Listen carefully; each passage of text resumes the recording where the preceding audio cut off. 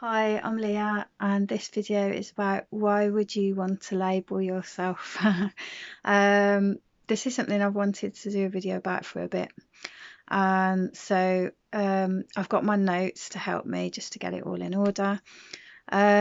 So yeah, often people say things like that, like, why would you want to label yourself? Why would you want diagnosis? Why would you want to get a label? I don't see it like that. Um, I see it as like it's language, it's literally words to describe, or there's feeling and intention, like I've covered that in the video that I did about language, or one of them, and just saying about that difference between how you've got the words that are being spoken and then you've got the feeling behind the words. And I'm feeling it's really, really important to separate those two things apart. And that's really hard to do quite often. But yeah, that feels important because the feeling that and the intention that go into the words and the words can be like two different things. So just to give a separate scenario that's completely, different one is and I'm going to cover this deeper in an emotional a video about emotions and judgments on emotions. But say, for instance, if someone's feeling angry or sad, but they can't say that to themselves or others because that would be labeling the emotion. And how are you going to be able to work with what you're experiencing to get inside it and under the layers and come up with tools and things to be helpful to yourself? So yeah, that actually is an actual issue a lot of the time, is people seeing this thing of being good or bad or right or wrong, like, say, with an emotion of it being not okay. So yeah, if you can't look at it and you can't like see it and work, then you can't work with it and you can't do anything with it. So yeah, words are just part of language. Or this is how I see it. I'm not saying this is how other people should see it. I'm literally just speaking this from my own point of view and my own experience. So words, to me, it seems they're just part of language. It's just spoken tool to describe and communicate. And autistic, to me, it's just a single word. Which outlines numerous experiences that are not usually expected in society, sort of, yeah. So it's, to me, it's not good or bad or a label about a person. It just is. It's literally just like seeing, that collection of experiences, and it's just using one word to outline all of that. So other people or misinformation that's out there, or organizations, often have judgment about a person or a singular experience, a trait or experience of an autistic person, with no focus on the good things, because everybody's got like things that they have difficulties with. Everybody does, and everybody has things that they're really find easy and stuff. So yeah, there seems to be no focus on the good a lot of the time. And that seems to me, that seems to be what the label is, and that's how I see it as being a label, is if somebody's judging without actually any understanding or real knowledge of what that means. So yeah, to me the judgment is the label, and I don't have that judgment of myself or anybody else experiencing those things, so it doesn't feel like a label to me.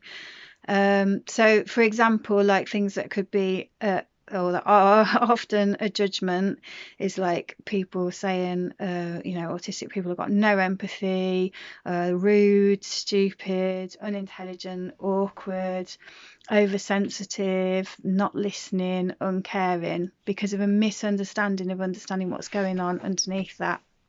And that, yeah, that feels like labels to me, because it comes with judgment. So yeah, if you think why would you want a label, then what you think autism is not what I feel it to be for me. As I say, this is just my own experience. This is how I feel about it. Like, everybody's got different feelings about things, but yeah, this is how it's experienced for me. So yeah, another thing to really outline in this video is that most, people who often see it like that don't have any idea actually how often explanation is needed and how often these things have to be spoken about, and often feel like they can't be spoken about. And it's really important to be able to, to be able to look after yourself, to be able to work things out so that they're easier. Yeah. So it's really, really often that it feels like things need addressing. Like, say somebody's I work from home, but when I didn't work from home, and I didn't have anything to be able to communicate about the difficulties I was having with the strip lighting, and being able to see properly, and having headaches, and feeling very, very oversensitive with that, which was then throwing off my ability to work well. Things like that, that all the things that can come up socially, at home, at work, all everywhere. The How often those things need to come up, it's actually a really good thing to be able to communicate these things across. So yeah, I do not see myself as bad or broken or having something wrong with me. I actually feel like, well, do you know, you could look at the, rather than me going into details in this video, there's a video that I made, I think it's called Self-Esteem, Autism and Self-Esteem, and I've gone into more detail in that video about why I feel like I'm not broken, and even though society might see me as such, and that's the label, so I don't see myself like that, but often others do. But that if other people want to label me like that, that's not, that's not my doing, that's their doing. So yeah, the next bit,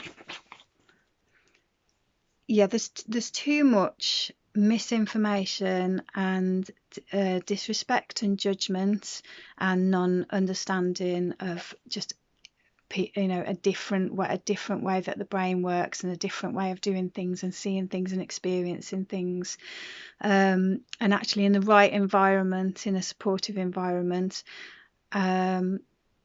inclusiveness in schools, in the workplace, with friends and things like that, it's like all positives are there. It's there's less difficulties in those situations where things are like I was saying about the lighting and things like that, like where there's so many things like that can come into things to make things difficult, that I think if the right information's out there and the right understanding, the workplaces can be more comfortable for people, and things like that. I've lost my trail of what I was saying, but basically I'm just trying to say that it's there's not as many difficulties when the environment is better to be in. So like at home, I'm much more comfortable and much more at ease in my environment, and able to process things and do things a lot better than if I'm out somewhere busy or noisy or things like that. So more, yeah, there's more people needed to really educate and change those labels, and sort of shift it into really seeing it as just there's different ways that people do things, there's different kinds of brains, there's different kinds of people, and that shouldn't be labeled as good or bad or right or wrong ever. Like, no.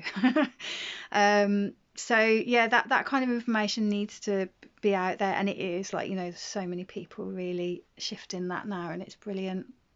And it'll be really, really good for the younger generations growing up. Hopefully, hopefully that's making a difference. So yeah, for language and respect, the word autism needs to be properly understood, for an inclusive society, for sure. So yeah, so is language, or as some people may call it, a label, needed? I think so. I think for me, it feels like I found it difficult to not be able to understand myself properly, and to not be able to communicate properly, what I needed, because otherwise I'd just feel either I'd feel okay or I'd not feel okay, and I wouldn't necessarily know why. Yeah, so if there's no way to communicate that, then there's no way to, help in a situation. There's no way to make things better. So yeah, and then unless people want, really want to have really, really lengthy descriptions over, each and every time something is needed, or something's needed to be communicated, of all these different ways that this, the effect can be felt as being an autistic person, it's much easier to just have one word, and that will be easier again when people actually really understand what that word means, and from different perspectives, like not from me, not from one website, not from one place, but from different perspectives, because everyone's experiencing it differently, of their own strengths and their own difficulties. Yeah, so the more people that speak, the better. Yeah, and the more that people hear truth, and the more that people hear people's personal experiences, and the more perceptions can, and actual labels, judgments can actually shift and be gone. Like, no more judgment labels. So, yeah, that can make a difference all round.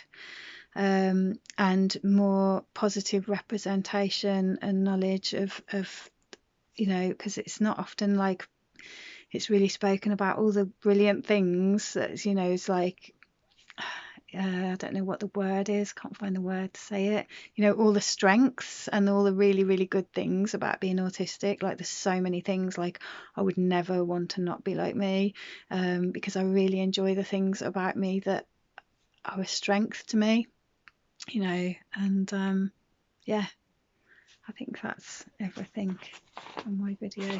Is it? No, it's not. So yeah, just the labels are the judgments. To me, my vision of it is the labels are the judgments, and autistic is just a descriptive word in the English language. And yeah, the judgments need to change for an inclusive society, for other autistic people. And that's why I make these videos, to try and get under the surface, and yeah, just sort of break up those things, like, if you sort of Google autism, those things that come up, just really get inside those things to look at why these things are happening and stuff like that. And there's lots of people doing that, and that's brilliant, and really helpful. So yeah, diagnosis really made a difference to me, because it went from just like when I was having difficulties of just feeling bad, to knowing exactly what's happening to me, and be able to break it down and find my own structure and solutions, and find structure and solutions from elsewhere as well. So that's made a huge difference, because without actually, seeing it, naming it, like go in there, it's like I wouldn't be able to do that. Like, how would I know what I was dealing with, like, really? And when you're experiencing so many different things that are felt as difficult, that feel difficult, that can feel really overwhelming, of like, oh gosh, well, I'm doing this wrong, and I'm doing this wrong, and I'm doing this wrong, and converting that into not seeing it as wrong, as just seeing it as I need to do things a little bit differently, It's like, it's not wrong, it's just it's not good or bad, it's just doing something differently to make it work better. So Luke made a really good what's the word, is it analogy, I'm not sure, he made this really good statement about it. He said, it's like everyone has a hammer and you have a saw. So like being autistic, it's like everyone has a hammer and you have a saw, and you're wondering why you can't hammer the nail in and they all can. So it's important to know you've got a saw so you can do the job that you know you need to do with your saw. So I thought that was really good. So yeah, thanks for listening. Bye.